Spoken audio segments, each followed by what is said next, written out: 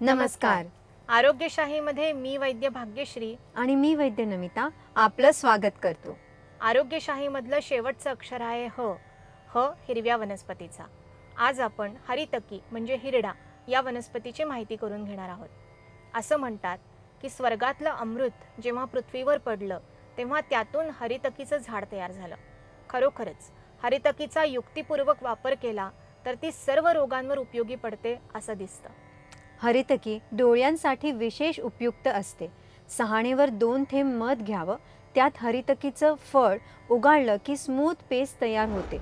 ही paste काजळाप्रमाणे डोळ्यात घातल्याने डोळे उत्तम राहतात.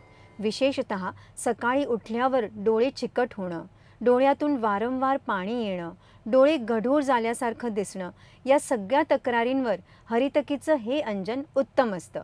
डोळे निरोगी राहावेत, दृष्टीदोष होऊ नयेत यासाठी सुद्धा नियमितपणे हे अंजन करण्याचा उपयोग होतो. बरोबरीने त्रिफळाच्या माध्यमातून हरितकी पोटात घेणंही उत्तम असतं.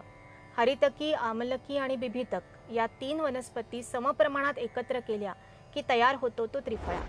1 चमचा त्रिफळा, अर्धा चमचा मध आणि 1 चमचा तूप हे मिश्रण रात्री झोपण्यापूर्वी घेण्याने डोळे उत्तम राहतात. केसही चांगले होतात, म्हणजे केस पांढरे होणं, गळणं या सगळ्या तक्रारी कमी होऊ लागतात. शिवाय पोट साफ होण्यासही यामुळे मदत मिळते. अशी ही गुणकारी हरितकी घराघरात असावी आणि आपण सर्वांनी तिचा वापर करून निरोगी राहावं हीच आमची इच्छा. आयुर्वेदातील अशाच गुणकारी वनस्पतींची माहिती करून घेण्यासाठी पाहत रहा आरोग्यशाही लोकशाही मराठीवर.